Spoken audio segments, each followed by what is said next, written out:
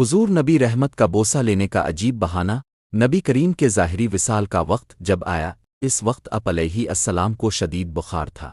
اپنے حضرت بلال کو حکم دیا کہ مدینہ میں اعلان کر دو کہ جس کسی کا حق مجھ پر ہو وہ مسجد نبوی میں آ کر اپنا حق وصول کر لے۔ مدینہ کے لوگوں نے یہ اعلان سنا تو آنکھوں میں آنسو آ گئے اور مدینہ میں کوہرام مچ گیا۔ سارے لوگ مسجد نبوی میں جمع ہو گئے۔ صحابہ کرام کی آنکھوں میں آنسو تھے، دل بے قرار اور بے سکون تھا۔ پھر نبی کریم تشریف لائے۔ اب کو اس قدر تیز بخار تھا کہ اب کا چہرے مبارک سرخ ہوا جا رہا تھا۔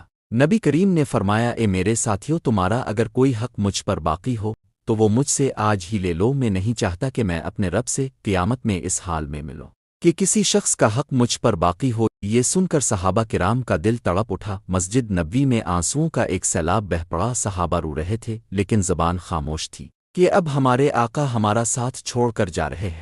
اپنے اصحاب کی یہ حالت دیکھ کر فرمایا کہ اے لوگوں، ہر جاندار کو موت کا مزہ چکھنا ہے۔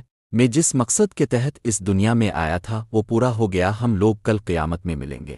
ایک صحابی کھڑے ہوئے، روایتوں میں ان کا نام عکاشہ آتا ہے، تو اس نے عرض کیا، اے اللہ کے نبی، میرا حق اب پر رہتا ہے۔ جب آپ جنگ کے لیے تشریف لے جا رہے تھے تو اب کا کوڑا میری پیٹھ پر لگ گیا تھا، میں اس کا بدلہ چاہتا ہوں۔ یہ سن کر حضرت عمر کھڑے ہو گئے اور کہا، کیا تم نبی کریم سے بدلہ لوگے؟ کیا تم دیکھتے نہیں کہ اب سرکار بیمار ہے؟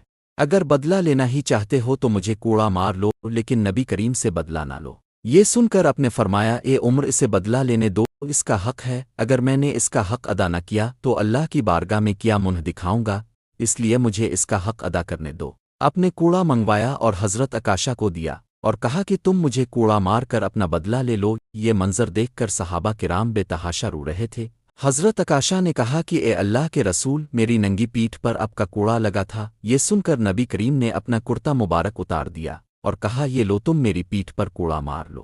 حضرت عکاشہ نے جب اللہ کے رسول کی پشت مبارک کو دیکھا تو کوڑا چھوڑ کر جلدی سے اب کی پیٹھ مبارک کو چوم لیا اور کہا، اے اللہ کے رسول، میری کیا مجال کہ میں اب کو کوڑا ماروں؟ میں تو یہ چاہتا تھا کہ اب کی مبارک پیٹھ پر لگی مہر نبوت کو چوم کر جنت کا حقدار بن جاؤں۔ یہ سن کر اب نبی کریم مسکرائے اور فرمایا، تم نے جنت واجب کر لی ہو۔ اللہ کتاب رحیق مختوم صفحہ نمبر 628۔